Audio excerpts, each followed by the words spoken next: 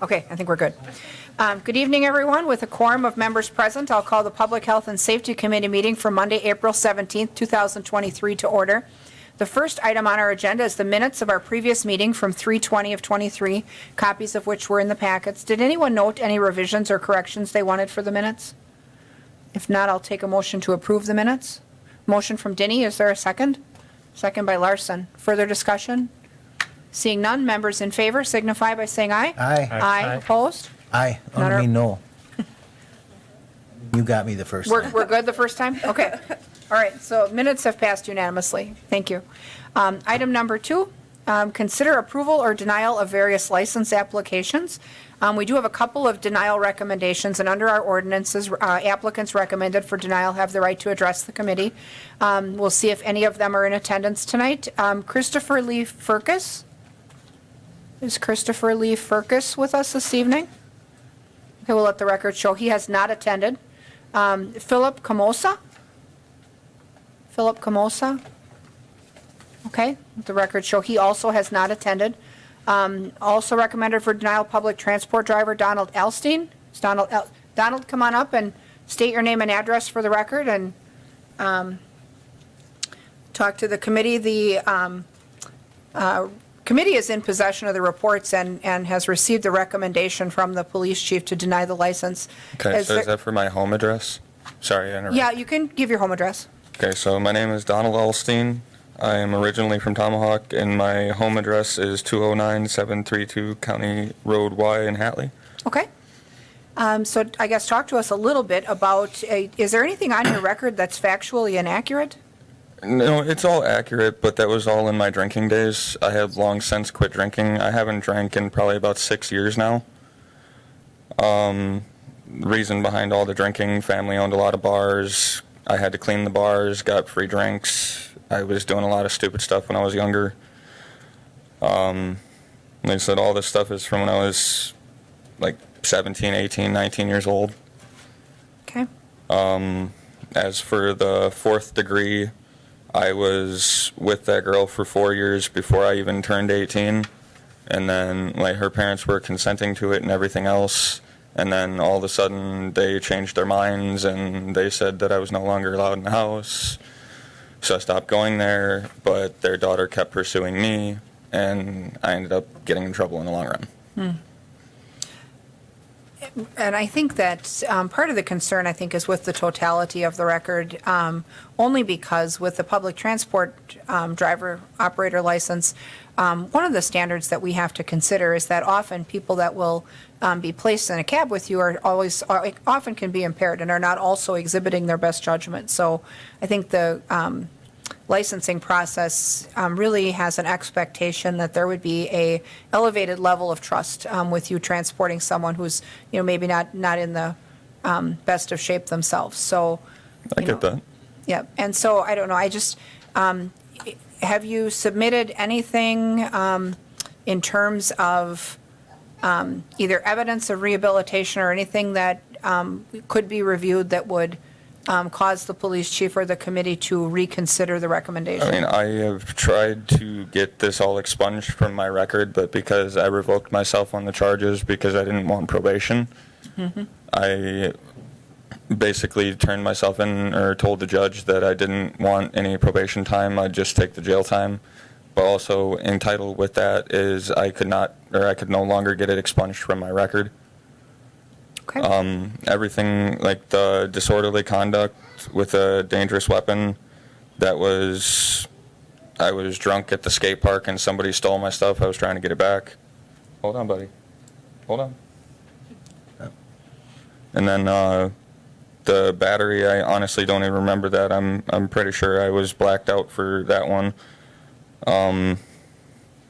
Other than that, I've tried to get everything taken care of, tried to get everything off my record. Like I said, I haven't drank in like 5 or 6 years now. Trying to get my stuff together for my kids and. Sure. Okay. Madam Then, Chair. as another, being a cab driver would be easier for me because then I could take my son along with me. I was already, I had talked to the owner of the cab company and everything. He already pre-approved that, provided that I can actually drive. it just makes it a lot easier with him being autistic and my wife being autistic. It's neither here nor there. Alder Larson, go ahead. Thank you, Madam Chair. This mic is on, isn't it? Yeah, we can hear you. I really have to question why he's on here because of the length of these charges being at least 11 years old, and they're all misdemeanors. You know, so I really have to question why he's on here for denial. Do we want to run through what the criteria is for the number of violations? And You don't really I need to. I think they have to, I think they have to, we have that set criteria for the number of things within a set number of years, which it had to have met.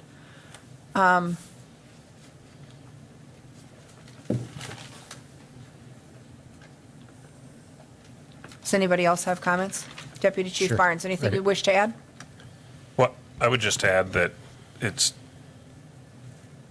we look at the criteria that's established, what the crimes are. Battery is an exempt offense, and then the chief takes into account whether there were any convictions post that conviction of battery. And we have a longstanding practice here, given those criteria, to go back 10, 11, 12, 13 years in making those decisions. Additionally, the chief looks at what those charges are, and specifically for driving a cab, and saying, he looks at it through the lens of the community and asks himself, given what these charges are, having people being picked up in all different locations and spending time in that cab, what's the appropriate decision there? But for the most part, like in a situation like this, if this exists, then the recommendation is no. That way it's taking personality out of it, and it's simply looking at the facts. And that's how he makes those recommendations. That, and I would certainly expect that similarly situated individuals have also been denied with similar records in the past. So, I think to be consistent in his denial recommendation, it does make some sense that we follow that as well. Alder Denny? Sure, I have a question. You have a valid driver's license? I do. You have support from your employer? As far as I'm aware, yes. That would be something we've taken in the past, where if we had a letter from the employer, it would make me feel a lot better about looking. Well, and I guess the thing with public transport licensing that always has concerned me when the record comes into play is that it's even different than bartending, where you're in a social setting where there's other people around. And a cab driving is a one-on-one type endeavor. And so the community has to be able to place a heightened level of trust in that driver, that they're going to get that person to where they're going, and that person is going to safely arrive at their destination, and that things aren't going to go wrong. So, this is a tough one. If it does But- help your decision by any means, I have no repeat offenses. I have everything. Everything's been considered up to date with my record. Like I said, I've been trying to keep everything on the up and up with my kids, my family, like everything that I can do. Okay. Thank you. Chad, go ahead. I guess what we would need would be letters of recommendation, any written hard copy evidence of rehabilitation, and I think to be consistent with what we've done before, would you be open to getting that documentation to us if we give you another month? How would I be able to go about doing that? Like, where would I even start with getting a documentation of rehabilitation? Because I didn't have any AODA or anything like that, because I wasn't, how would I say it? So then I would go with letters of recommendation from previous employers, the person hiring you now. Right. So the other thing that, that we've accepted as evidence, I don't know, Ann, if you want to run through the items here's the items. Other evidence that is that, here it shows evidence showing compliance with all terms and conditions of probation, extended supervision, or parole. And then, also we have accepted programs that have been completed. We've accepted letters of support or reference from employers or past employers. letters of reference by persons who've been in contact with the individual since the violations occurred. We do consider the length of time that's elapsed since the offense has been committed.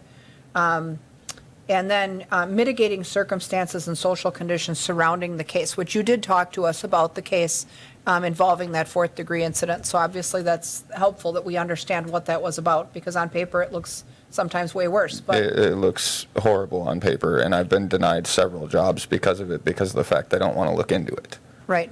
And So, with the fourth degree being a 16-year or older, the girl that I was with currently when that happened, like I said, I stated I was with her for 4 years. She was born in 95, I was born in 93. And nowadays you got people out there 50, 60, 70 years old with a 20-year-old. right. So, I mean, thank you for explaining that. I think that's helpful. So, yeah, I mean, if there could be evidence gathered and submitted that would cause the chief to re-review the record and the recommendation, we'd be willing to hold action on this and wait to see what would come from that review if there's something that could be submitted. But Okay. absent any of that evidence, then we're left with the recommendation and the actions that we've taken as a committee in the past so that we're consistent with people who've been similarly situated. So, Okay, so like letters of recommendations from either, like, because my wife works for the cab company as well. My brother-in-law also does. Now, would that be like circumstantial evidence, Well- like from their point of view? I guess what we're looking for is like either professional or character references that can be considered to basically show evidence of the fact that you have behaved in a professional and different manner than what we see on the paper record. So, Okay. I mean, if that's available and that's something that you're able to submit, you would submit it through I the clerk. They would get it to the chief to re-review. Not to say that that would change his mind. We don't know if it would or wouldn't, but, I should be able to get some sort of recommendation letters because I've worked with staffing agencies and I've worked with a bunch of different people in order to do so. My wife also has a smaller cleaning company that I am also a part of. Okay. I could get probably letters of recommendation from the people that I actually go into their homes and clean their homes and. That would be helpful. So I think, yes, if you could gather that. This committee meets again in a month, the third Monday of May. So we could hold action on your application Okay. pending a review of that evidence. So Okay. you would gather that stuff, submit it through the clerk's office, like you did your license application. Okay. And then they would get that to the chief, give him some time to review it, and then at this meeting, or at the next meeting, we would make a decision. I mean, no would I guarantee get that he'll change his mind, but we're open to looking at it if you've got evidence, so. Okay. Would I be able to get a reminder letter or something? Yep. Okay, thank So the you. clerk's office will get that to you. So thank you for coming in. Yep. With that, we also have, because we do this as a batch, so if the committees will, first, do we have any questions about either any of the Class A or Class B stuff that's on here, any of the events that are on here? A lot of these events are newer. Mary did send out, well, some of them are reoccurring as well. Hmong Festival, Holy Name Summerfest, Memorial Day Parade is the Wausau Marathon. Those things have all occurred in the past. But if nobody has questions about any of those, I know Mary had sent out some details by email of those events prior. Go ahead, Doug. I would move to approve the list as, with the amendment of postponing Mr. Alstein's. So, but we also have two denials. So accept or deny licenses as recommended by staff with the exception of Don Alstein? That is correct. Okay, so we'll accept that motion. Is there a second? I'll second that. Second by Larson. Further discussion? Seeing none, members in favor signify by saying aye. Aye. Aye. Aye. Opposed? None are opposed, so those licenses, with the exception of Mr. Alstein, are either recommended or denied per the recommendation. So get your stuff into the clerk, Mr. Alstein, and then we will discuss your application at our next meeting then. All right, thank you. All right, thanks for coming down. Come on, buddy. Hey, come on. Item number 3 is discussion and possible action on amending the title and provisions of Chapter 5.63 obstructions within the Central Business District Public Right-of-Way, Section 12.44.040 exceptions, Section 5.64.035 alcohol licensing and serving of alcoholic beverages, and Section 1.01.0025 issuance of citations, and creating Chapter 5.65 sidewalk cafes. And you'll recall a number of years ago, we had created a conduit we started in the Central Business District primarily kind of as a test pilot. And obviously, they were the first district to ask for it, but we allowed for sidewalk cafes where restaurants, full-service restaurants could have outdoor seating, tables and stuff on the sidewalk. That was actually successful before the pandemic even hit, and then during the pandemic, we had allowed some expansion of those seating areas to seat more people outside to keep people apart, and it was very popular. Anytime you can offer people a chance to dine outside, there's a large population that will take advantage of that. And so we've got this request in front of us from Liz Brodak, who's requesting some businesses that would like to have sidewalk cafes that are not in the Central Business District. The first one that has requested one is Krieger's Bakery, just north of downtown. And the tables and chairs on the sidewalk situation, sidewalk cafe can exist without the service of alcohol. So when a sidewalk cafe, though, wishes to serve alcohol in their area, their premises is expanded as per their Class B license to allow for that outdoor seating area. And they mark that separately on their application. So establishments that don't serve alcohol can still be sidewalk cafes. And so this really would allow us to take those privileges and open that up citywide. So if there was restaurants outside the Central Business District or over on the west side or wherever that would like to have that same opportunity to put those tables and chairs out, they would be able to do it with the way Tara has this worked up. Liz, I don't know if you wanted to talk about your memo, or does anyone have questions for Liz? She got the request from the bakery. But it looks like the requirements, the standards, the requirement for a license, none of that's going away. It's just that we're broadening it, that that business can exist basically anywhere. We still consider them here, and we would get those with our monthly license requests, just like any other place. So if no one has any questions, is there a motion to approve the item? Motion from, Just a quick oh, question. go ahead, sure. When we say the boundaries of their license expand, do they have to come before us? Yes. To do that? Yep, they get a premises amendment, Okay. and then that includes in the definition of their premise, their sidewalk seating. And then when they're serving in that area, they can't let people leave with their stuff, and they have to have a licensed bartender in control of the outdoor area so they can see what's being served and whatnot, so. Okay. But yeah, it is something we approve for them as well, separately. I'll also move to amend the title and the permissions or provisions. What this says here. Oh, okay, so. Item move- 3, yes. Move to approve item 3 yes. as written? Okay. So we have a motion to approve item 3. Is there a second? I'll second that. Second by Larson. Further discussion or questions? Seeing none, members in favor signify by saying aye. Aye. Aye, Aye. opposed? None are opposed, that motion carries.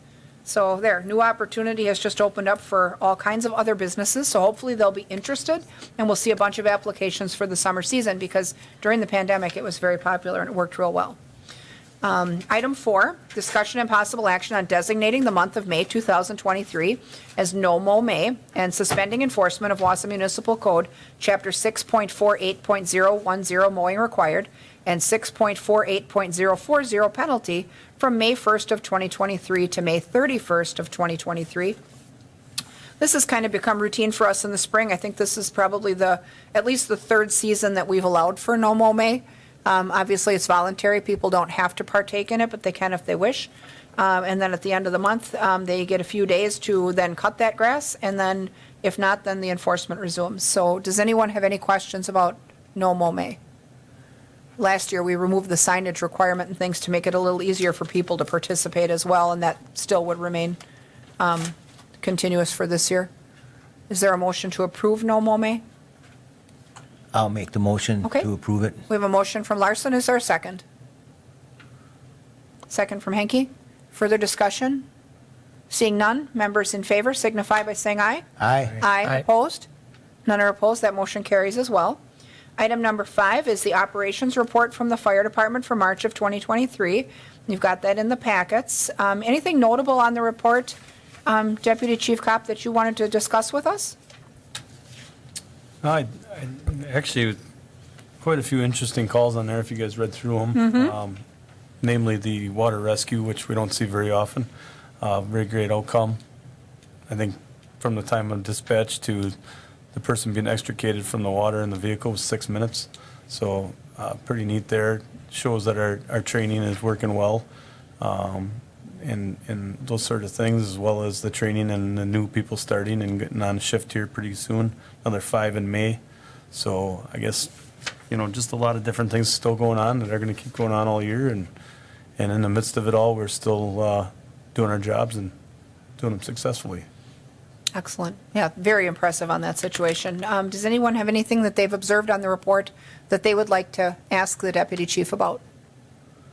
If not, we'll place their report on file, so thank you for that. Item number 6 is the tavern activities report from March 1st of 2023 to March 31st of 2023. That report is contained within the packet as well. Anything on the report that you would like to ask Deputy Chief Barnes about specifically? It looks like a pretty routine month, actually. I mean, obviously, there's always a few incidents at a few places, but it looked like a number of those things were initiated by the establishment, which we like. We want them networking with us when there's a problem before it gets too out of hand. So if no one has questions about the tavern report, and the demerit report has been sort of quiet lately. We'll see that the list of, who is carrying demerits from late in 2022 is actually a fairly short list. That runs on a 12-month cycle, not a calendar year. So as time passes, those things improve. But if no one has questions about that, we'll place the police report on file as well. Item number 7 is our community outreach update. So we'll bring up Tracy Rieger, our outreach coordinator, and ask her how things are going. Good evening. Yeah, welcome. So I think you all saw the report, right? Mm-hmm. Okay, good. So the number this month is going to look a little bit different from months past because I made a little bit of a change to our reporting data. So the unhoused data by organization, you'll notice that our numbers went up to 224 this month for the unhoused. And the reason for that is Craig Vincent's here tonight from the Bridge Street Mission, and he's going to come up here in a couple minutes to just give you a little brief overview of their programming. But to be consistent with the other shelters in our community, Catholic Charities and the Salvation Army, we felt that it was necessary to not only report the small few that come into their emergency shelter, waiting for a transition into their programming, but rather to report on the total number in their programming. Because without their programming in place, it's very likely that those individuals, and I think Craig would say about 80% of those individuals would be unhoused on our streets. Mm-hmm. So that's why you're seeing an increase in the Bridge Street Mission numbers this month, and I will report that number moving forward, so you're going to see that.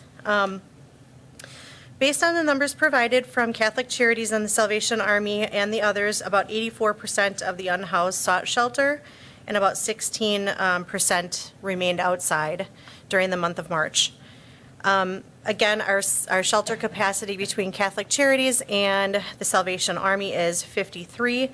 So for the month of March, 89% sought shelter, and one night for the month of March, Salvation Army was at capacity. Catholic Charities was at capacity or above capacity 16 nights for a total of 57%. And if you'll notice from months past, that number is getting larger. And I think in part that could be due to, people finally wanting to receive shelter. There's been some changes in leadership that may have contributed to that. So it's good to kind of see those numbers. Also, the interesting part about March was the number of turnaways. So for the month of March, the number of turnaways from Catholic Charities based solely on capacity was 30 individuals, and I thought that was pretty high this month. And then for Salvation Army, 5 individuals and 2 families. So again, as we think about, the planning process of helping our unhoused community, we can't forget about our families. And there's only one family shelter in our community, and 2 of those families were turned away. So that's also something to consider. In terms of my activities for the month of March, I did house 3 individuals. 2 of them were previously unhoused or staying in shelter, and one of those was a rehouse from, she was in her own apartment, and her story is actually my success story at the end. So as we talk about my role and not being case management, unfortunately, this story does indicate that case management is exactly what I was providing for her. And she was not doing well on her own. And with services surrounding her, finally she's happily housed and on her own. And I've officially passed the baton, Doug, to the case managers in the community that actually are supposed to be doing that work. So does anyone have any questions for me before I have Craig come up?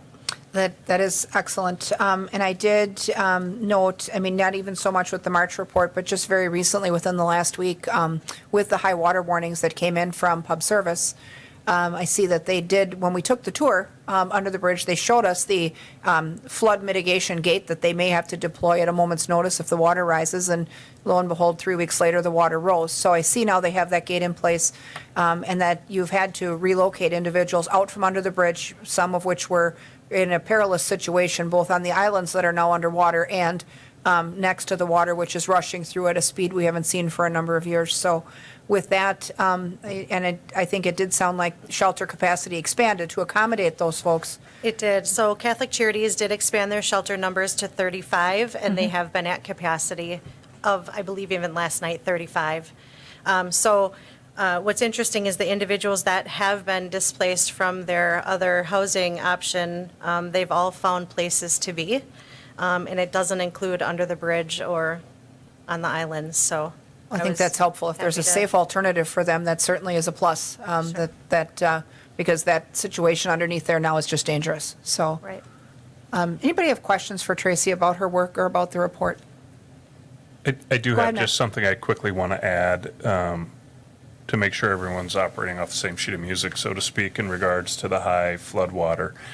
We were notified, the police department was notified, as well as the Parks Department and DPW, by Wisconsin Public Service that the forecasting was going to indicate the need to put in the brake, the steel brake, which requires a crane to come in, and they were facilitating assistance from us in doing that.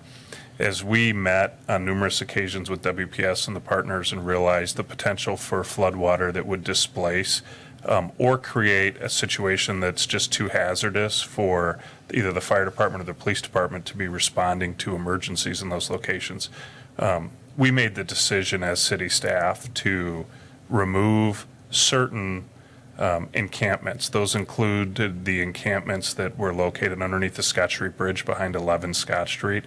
They included the encampment underneath the Scott Street Bridge over on the Mandarin side, all the encampments on Barker Stewart Island. We could not get, because of high water, to the encampments on Fern Island.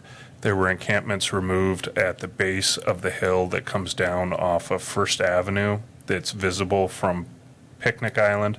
Those are all the locations that we removed those.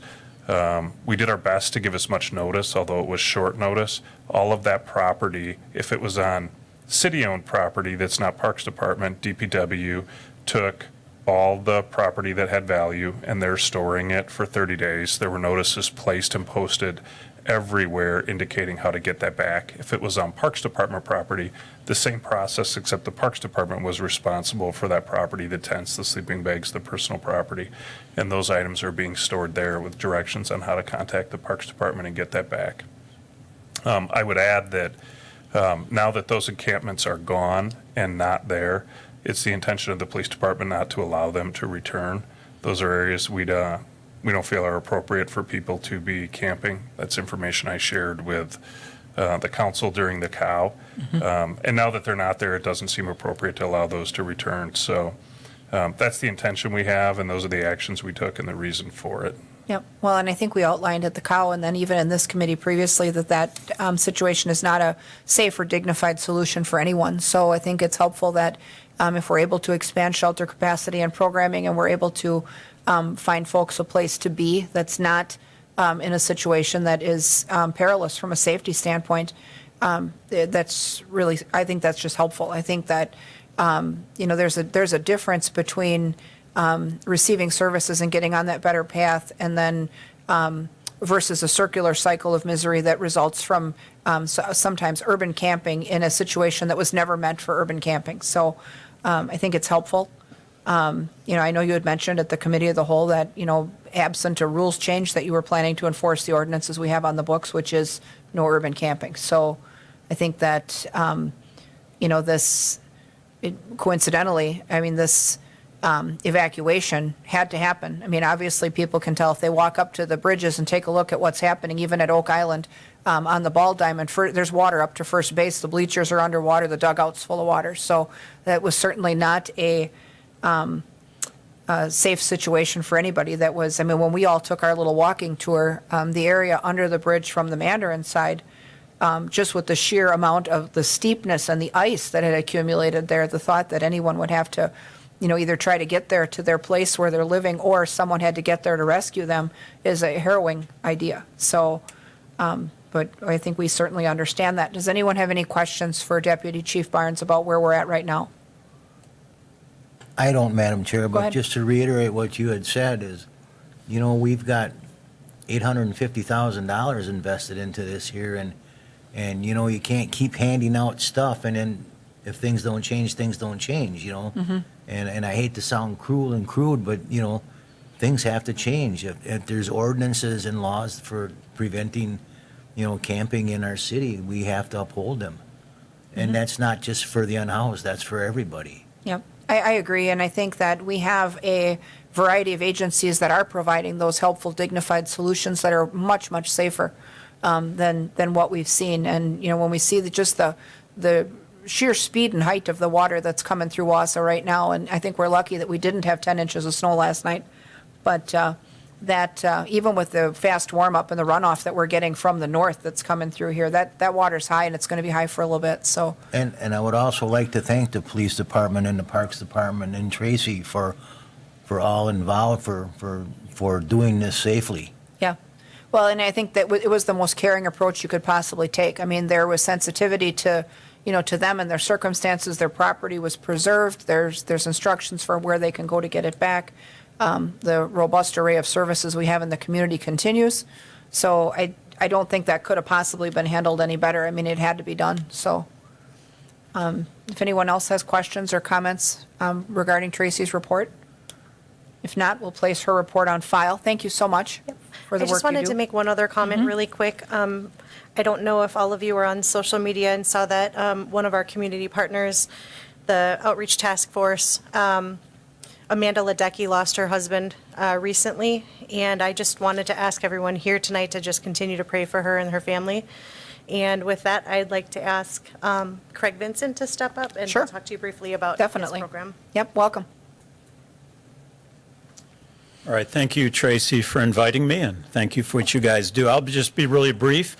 There's really basically two things that our ministry is doing that I think impacts health and safety in the city. And the first is we operate a daytime place to be for the unhoused community. That's from 10 to 3 every day at 115 West Bridge Street. And that's really highlighted by a really nice sit-down meal. And I love how you said earlier about dignified solutions. That is certainly a value that we have. And so even that meal and the environment for them. So, but then the other one is farther down Bridge Street, 1140 West Bridge Street, which is our sober living center. And that is really a programmed homeless shelter with the goal of taking people from the point of need to where they can function again in society. And so we move them through about 3 phases. The first is stabilization, basically just getting them off the street. And those were the numbers that I was originally reporting to Tracy, just the new people coming in that were coming off the street. But then we have a longer program that we call transformation. And that's where we kind of do the heavy lifting, the hard work with them to really put them to the point where they can function again in society. And then the final phase is a reentry. And at that point, we still let them live with us, but at that point, they're working again, they're making connections in the community. So our program is truly one where we're attempting to move people from crisis to where they can function in society. It is a 24/7 programmed shelter, which means basically if they're staying with us in our shelter, so those 36 at a time, 38 total men that we had in the month of March, they were with us 24/7, which means they weren't at the library, they weren't out on the street, they weren't in the community, they were supervised in productive activity. So we're very excited to be able to do that. And then our plans are to also expand that and do that for women as well. And so we're actually making some steps that it's probably premature for me to announce, but we're making some steps where we can hopefully make that a reality for women as well. So that's kind of us in a quick summary. I would take questions if anybody had that. Does anyone have questions? So Go the ahead, number Deb. report, Go ahead. number report here is 38. Is that your typical capacity? Well, our program capacity is 36, but we transitioned 2 people out in March, so we're able to bring 2 new people in. And is it a time-based or is it progress-based? Or how do you? Yeah, there is a time base to it, but it's individually structured for basically circumstance. It's like we had a couple of people who have asked for an extension because they have places to go out of state, but they're not allowed to leave the county yet. So they've asked us to extend their time for them to be allowed. So we look at those situations. We'd rather extend the time than have them back out on the street. Well, thank you for that work. I think that it's important to know what the agencies in our community do, and I think that, with the programmed facility, you do have that case management piece that we Yes. are all so wanting lined up in there. So that's super helpful. So thank you so much for that. Does anyone else have questions or comments? Okay. Thank you. We're good. Thank you. With that, the only item we have left is communications. I have no communications. Does anyone else have anything? If not, I'll take a motion to adjourn. I'll move to adjourn. Okay, motion from Hanky, second from Denny. Members in favor signify by saying aye. Aye. Aye, opposed? No one's ever opposed. We'll stand adjourned. Thanks, everyone.